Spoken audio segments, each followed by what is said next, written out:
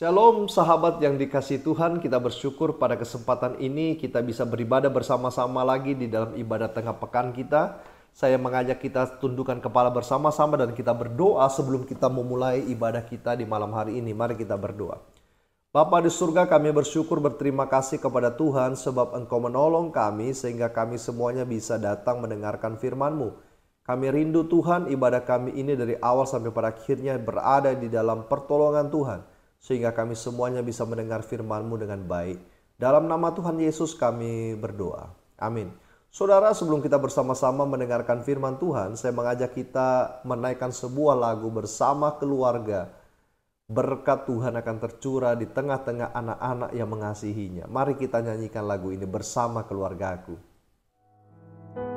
Biar ini jadi pujian kami dan janji kami di hadapan Tuhan. Untuk selama-lamanya kami dan keluarga kami Tuhan rindu untuk terus melayani Engkau. Tak ada yang dapat memisahkan kami dari kasih-Mu. Gelombang badai mungkin boleh datang dalam hidup kami, namun kuasa-Mu Tuhan sanggup memulihkan hidup kami.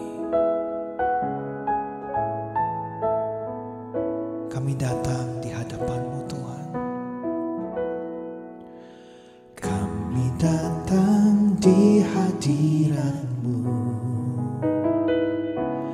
dalam satu kasih dengan bersehati,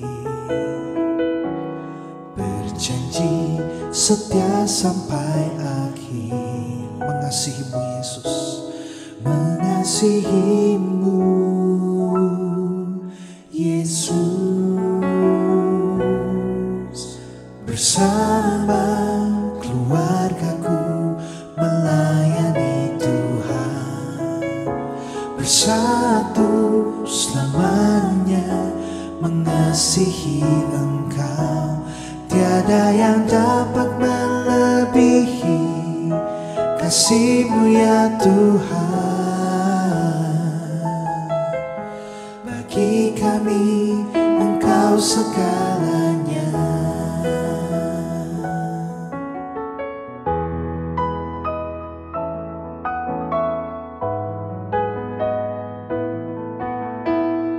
Kami datang di hadirat-Mu Tuhan.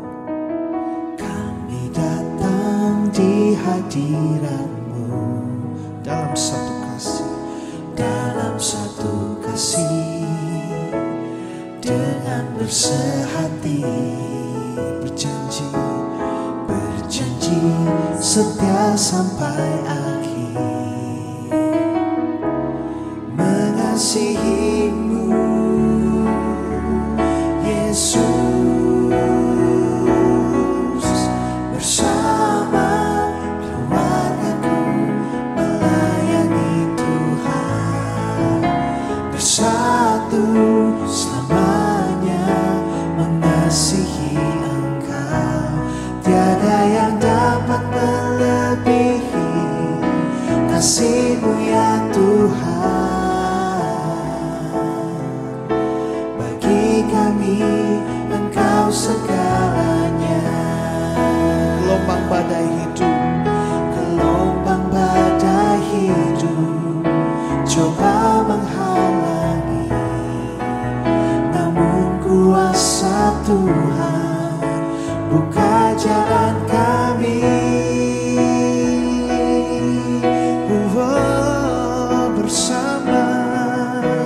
Bersama keluargaku melayani Tuhan, bersatu selamanya mengasihi Engkau.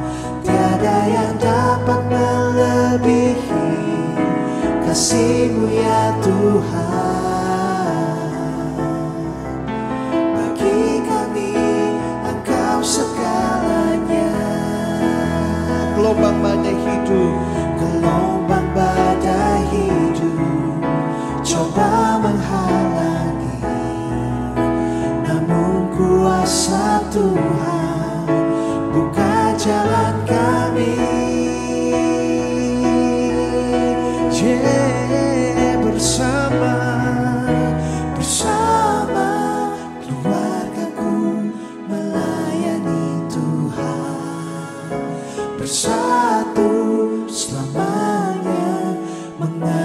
bagi Engkau, tiada yang dapat melebihi kasih-Mu ya Tuhan. Bagi kami Engkau segalanya, bagi kami Engkau segalanya, bagi kami Engkau segalanya.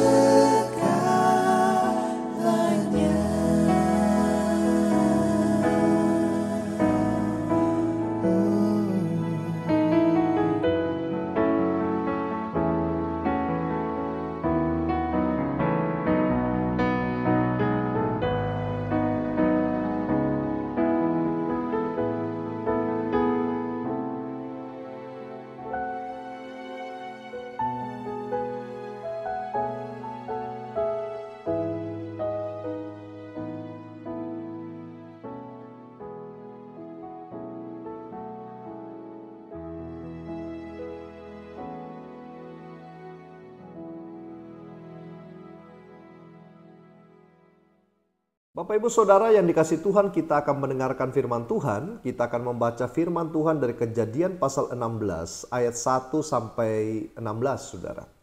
Tetapi pada kesempatan ini fokus kita ada di dalam ayat 1 sampai ayatnya yang kelima Saudara. Setelah ayatnya yang kelima maka kita akan baca di dalam ayat 14 sampai ayat 16. Firman Tuhan berbunyi demikian. Adapun Sarai istri Abram itu tidak beranak. Ia mempunyai seorang hamba perempuan, orang Mesir, Hagar namanya. Berkatalah Sarai kepada Abraham, engkau tahu Tuhan tidak memberi aku melahirkan anak. Karena itu baiklah hampiri hambaku itu. Mungkin oleh dialah aku dapat memperoleh seorang anak. Dan Abram mendengarkan perkataan Sarai. Jadi Sarai istri Abram itu mengambil Hagar hambanya orang Mesir itu. Yakni ketika Abram telah 10 tahun tinggal di tanah Kanaan. Lalu memberikannya kepada Abram suaminya untuk menjadi istrinya. Abram menghampiri Hagar lalu mengandunglah perempuan itu. Ketika Hagar tahu bahwa ia mengandung, ia memandang rendah akan nyonyanya itu. Lalu berkatalah Sarai kepada Abram, penghinaan yang kuderita ini adalah tanggung jawabmu. Akulah yang memberikan hambaku ke pangkuanmu, tetapi baru saja ia tahu bahwa ia mengandung. Ia memandang rendah akan aku. Tuhan kiranya yang menjadi hakim antara aku dan engkau. Saudara, kita akan baca ayat 14 sampai 16, namun di antara ayat 6 Saudara sampai 13, di situ dikisahkan bahwa Hagar akhirnya lari dari rumah Abram dan malaikat muncul meminta dia kembali. Lalu kemudian malaikat itu berkata bahwa engkau akan mengandung seorang anak, melahirkan dan akan dinamakan Ismail. Saudara, Hagar balik ke rumah keluarga Abram. Dan di dalam ayat 14 selanjutnya dikatakan, sebab itu sumur tadi disebutkan orang sumur Lahairoi, yaitu sumur di mana ia bertemu dengan malaikat, letaknya antara Kades dan Beret. Lalu Hagar melahirkan seorang anak laki-laki bagi Abram, dan Abram menamai anak yang dilahirkan Hagar itu Ismail. Abram berumur 86 tahun ketika Hagar melahirkan Ismail baginya. Saudara yang dikasih Tuhan, tema kita pada kesempatan hari ini adalah Abram dalam ujian, lebih tepatnya keluarganya Abram berada di dalam sebuah ujian. Keraguan Saudara, kita mulai dengan kata keraguan adalah unbelief. Keraguan merupakan lawan daripada iman. Dan tidak ada seorang manusia pun yang tidak memiliki keraguan di dalam hidupnya. Kadang-kadang ragu, kadang-kadang percaya, dan itu selalu silih berganti di dalam pertumbuhan iman kita bahkan sebagai orang Kristen. Saudara, Abram dan istrinya atau keluarga ini dalam teks yang kita baca sama sekali nampak yang namanya unbelief atau sebuah keraguan. Keraguan mereka adalah keraguan yang berkaitan dengan janji Allah yang Allah nyatakan kepada Abraham dan istrinya Sarah, bahwa mereka akan memiliki banyak sekali anak keturunan Saudara. Bahkan dikatakan seperti banyaknya bintang di langit dan pasir di laut. Tentu hal ini sedikit nonsens, tidak masuk akal. Kenapa? Karena memiliki satu orang anak saja. Bagi Abram dan Sarah ini sesuatu yang begitu sulitnya luar biasa. Dan kalau kita mencermati janji Tuhan dalam Kejadian pasal 12 ayat 2 sampai 3, tentang keturunan Abraham, maka kita mencari tahu saudara usia berapa Abraham menerima janji bahwa dia akan punya anak yang begitu banyak. Kejadian 12 ayat 4 menyatakan dengan jelas, pada saat itu usia Abraham adalah 75 tahun. Usia yang tidak muda lagi. Taruhlah hari ini atau tahun itu dia melahirkan anak terus-terus. Apakah keturunannya akan seperti bintang di langit dan pasir di laut? Saudara, kita bisa mengkalkulasi ketika berita ini diterima oleh Abraham dan Sarah.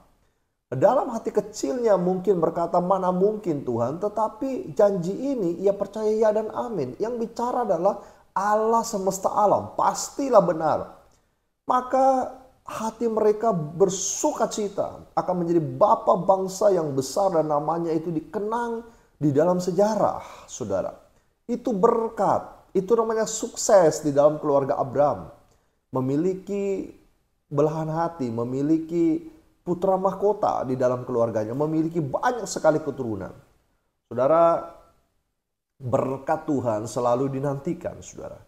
Yang namanya blessing adalah sesuatu yang saudara dan saya paling suka di dalam kehidupan kita. Dan itu bukan yang kita doakan, yang kita cari. Andai kata malam ini tiba-tiba malaikat datang dan berkata bahwa hidup kita berlimpah dengan berkat dan lain sebagainya. Sesuatu yang kita rindukan, yang kita pikirkan akan tercapai dengan segera, kesuksesan akan menghampiri hidup kita. Saya yakin dan percaya saudara bahwa kita begitu bahagia, begitu senang.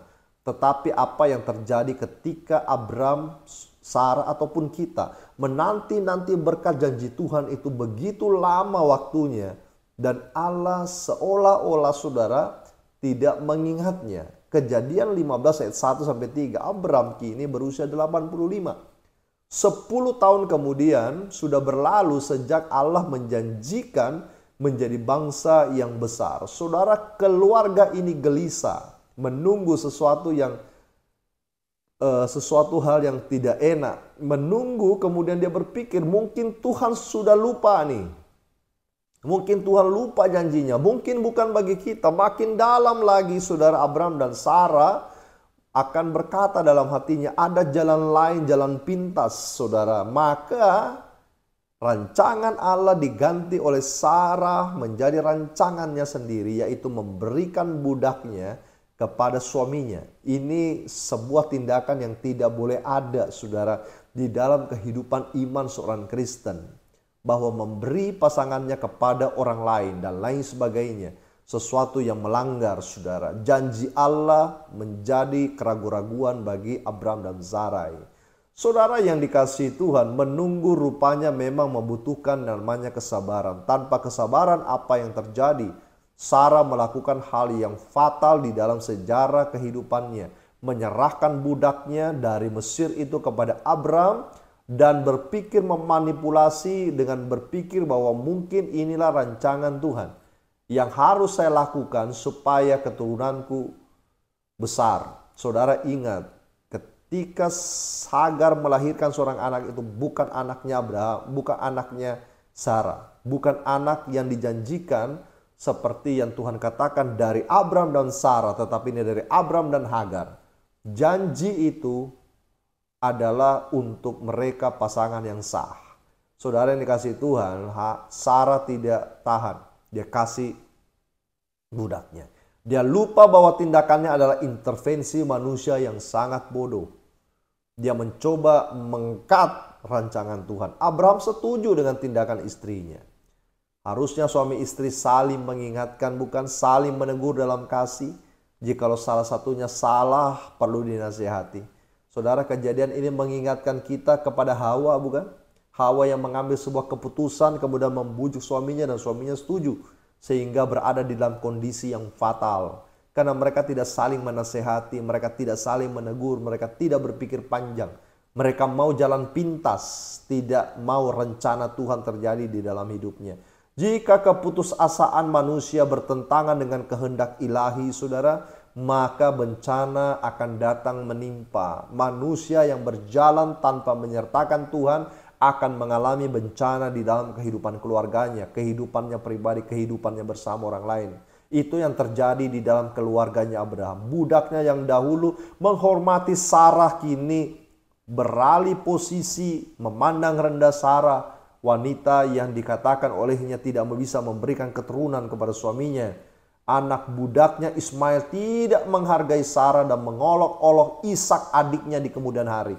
Saudara, kita bisa bayangkan apa jadinya keluarga seperti ini. Tidak ada kedamaian selain daripada perseteruan dan perpecahan. Tidak menyenangkan sekali. Ketika Allah membentuk keluarga di Eden dengan harapan keluarga itu nyaman dan damai, justru saudara, yang merusak bukan keputusan-keputusan dari eksternal, tetapi justru mereka sendiri mengambil keputusan yang menghancurkan keluarga mereka, sehingga hilangnya damai di tengah-tengah keluarga Adam. Keluarga Abraham mengulangnya ketika Tuhan memberi janji, malah dirusak oleh mereka sendiri. Saudara, yang paling menyenangkan memang adalah hidup di dalam janji Tuhan. Paling menyenangkan adalah menanti janji-janji Tuhan tanpa keluar batas kebenaran firman Tuhan. Simeon, saudara, tetap bertahan di rumah Allah ketika Roh Kudus datang kepadanya bahwa engkau akan menatang seorang bayi yang namanya Yesus. Dia tunggu dan tunggu dan tunggu sampai ujung hidupnya.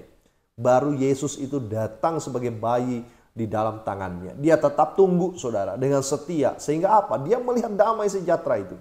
Sehingga dia berkata, Tuhan, biarlah aku mati karena aku sudah melihat damai dan keselamatan itu terjadi. Saudara, maukah kita, saudara, menanti janji Tuhan tanpa melampaui kebenaran? Maukah kita, saudara, tidak melawan kehendak Tuhan, tetap sabar menunggu doa-doa, jawaban doa-doa kita tanpa melakukan tindakan-tindakan yang bertentangan dengan firman? Karena banyak orang Kristen hari ini cari berkat, saudara. Dia doa-doa Tuhan tidak jawab. Akhirnya yang dia lakukan apa? Dia melakukan tindakan-tindakan yang tidak sesuai dengan firman Tuhan. Dia carilah dukun, dia cari orang pintar, dia pakai apa untuk usahanya, untuk apanya. Semuanya, saudara, melanggar apa yang Tuhan kehendaki. Di sini kesalahan fatal Abraham. Beda dengan Yosua dalam Yosua 24 ayat 15. Ketika sekelilingnya mencoba menggodanya untuk hidup di dalam ketidakbenaran, tetapi dia berkata, saudara, bahwa aku dan keluargaku memilih untuk mengabdi kepada Tuhan. Saudara, hari ini banyak keluarga Kristen harusnya kayak Yosua, tidak kayak Abraham. Kenapa? Karena Yosua adalah orang yang memilih Tuhan di tengah-tengah situasi yang tidak menyenangkan. Di tengah-tengah situasi yang menggodanya untuk pergi daripada Tuhan. Sekelilingnya begitu rapuh, tetapi dia tetap kuat seperti bunga di tengah-tengah kaktus, saudara. Begitulah keluarga Yosua. Tetapi keluarga Abraham, dia jatuh terperosok, hancur, saudara. Pengalaman-pengalaman yang diberikan kepada Abraham oleh Tuhan, saudara. Kemudian keputusan-keputusan yang salah pada akhirnya membuat Abraham yang menjadi Abraham mengerti betul bahwa apa yang Tuhan inginkan pasti punya rencana yang indah di balik dari semua itu. Saudara, pada hari ini apa yang terjadi pada keluarga saudara? Apakah saudara kehilangan kasih sayang antara suami istri? Apakah saudara sedang bingung dengan anak-anak saudara yang berada di luar kota atau pergaulan-pergaulan mereka? Ataukah bagaimana hubungan Anda dengan anak Anda? Dan bagaimana anak Anda melihat saudara? Tetap berdoa, tunggu janji Tuhan. Tetap melakukan firman Tuhan, tetap setia, tetap taat. 10 tahun bagi Abraham adalah masa dia menyerah. Tetapi berapa tahun masa kita menanti Tuhan? Nantikan selalu dan seterusnya. Saudara, di sini juga kita bisa melihat bahwa tidak semua keluarga orang-orang besar di Alkitab itu keluarga yang berjalan terus-menerus dalam kemulusan. Tetapi rupanya makin saudara dekat dengan Tuhan, makin saudara kuat, makin besar badai di dalam kehidupan kita. Saudara, fakta paling ironi dalam sebuah keluarga adalah ketika keluarga itu melupakan janjinya Tuhan. Yaitu kalau setiap keluarga yang memegang firman Tuhan dengan baik akan melihat karya Tuhan suatu saat nanti pada waktunya Tuhan. Tetapi keluarga yang mengabaikan firman Tuhan dalam keluarganya, penuh kemalasan untuk percaya pada kuasa Allah, memilih diri sendiri daripada keputusan Tuhan, tidak akan pernah melihat janji Tuhan itu menjadi nyata. Matikan ego kita, biarkan firman dan janji Tuhan yang bersinar dan menyala. Kiranya Tuhan memberkati keluarga saudara. Kita bisa belajar dari kesalahan Abraham dan kita bisa melangkah di langkah-langkah yang paling tepat. Mari kita berdoa. Terima kasih Bapa di surga untuk kesempatan di malam hari ini kami sudah mendengarkan firman-Mu. Biarlah keluarga kami bisa belajar dari apa yang menjadi peristiwa keluarga Abram. Kiranya Tuhan memberkati kami, memberkati istri, suami, anak-anak kami, supaya mereka bisa hidup juga taat dan setia pada Engkau. Terima kasih banyak Tuhan, kami serahkan bangsa negara ini ke dalam tangan-Mu. Di tahun politik yang berjalan ini Tuhan kiranya menolong sehingga kelak Indonesia terus di dalam pemeliharaan Tuhan. Engkau berkati situasi Timur Tengah pada saat ini, Israel Palestina dan sekitarnya. Kiranya Tuhan memberikan kedamaian, gencatan senjata terjadi, dan keluarga-keluarga korban yang percaya Tuhan Engkau kuatkan mereka. Engkau berikan Tuhan hati nurani kepada semua orang-orang di situ, supaya mereka boleh menghentikan peperangan yang memakan korban banyak. Terima kasih Bapa di surga, ini doa kami. Kami percaya Allah yang hidup berkarya terus. Dalam nama Tuhan Yesus kami berdoa. Amin. Biar ini jadi pujian kami dan janji kami di hadapan Tuhan. Untuk selama-lamanya kami dan keluarga kami Tuhan rindu untuk terus melayani Engkau. Tak ada yang dapat memisahkan kami dari kasih-Mu. Gelombang badai mungkin boleh datang dalam hidup kami, namun kuasa-Mu Tuhan sanggup memulihkan hidup kami. Kami datang di hadapan-Mu Tuhan. Kami datang di hadirat-Mu dalam satu kasih, bersehati, berjanji setia sampai akhir. Mengasihi-Mu Yesus, mengasihi-Mu Yesus. Bersama keluargaku melayani Tuhan, bersatu selamanya mengasihi Engkau. Tiada yang dapat melebihi kasih-Mu ya Tuhan. Bagi kami Engkau segalanya.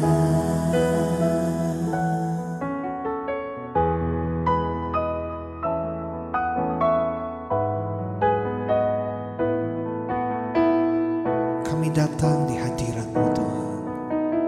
Kami datang di hadirat-Mu dalam satu kasih, dalam satu kasih, dengan bersehati, berjanji, berjanji setia sampai akhir. Mengasihi-Mu Yesus, bersama keluargaku melayani Tuhan, bersatu selamanya mengasihi Engkau. Tiada yang dapat melebihi kasih-Mu ya Tuhan. Kami Engkau segalanya. Gelombang badai hidup, gelombang badai hidup coba menghalangi, namun kuasa Tuhan buka jalan kami.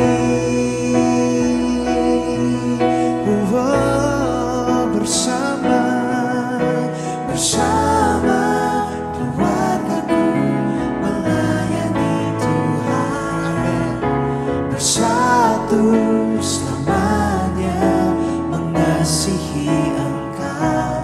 Tiada yang dapat melebihi kasih-Mu ya Tuhan. Bagi kami Engkau segalanya.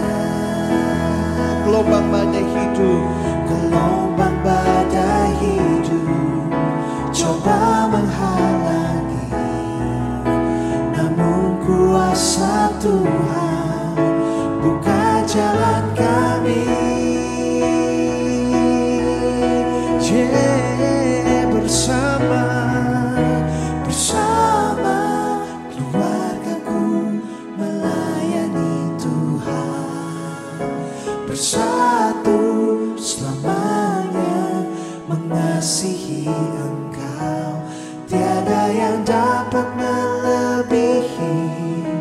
kasih-Mu ya Tuhan.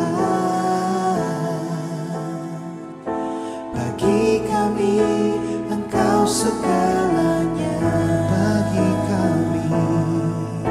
Bagi kami Engkau segalanya.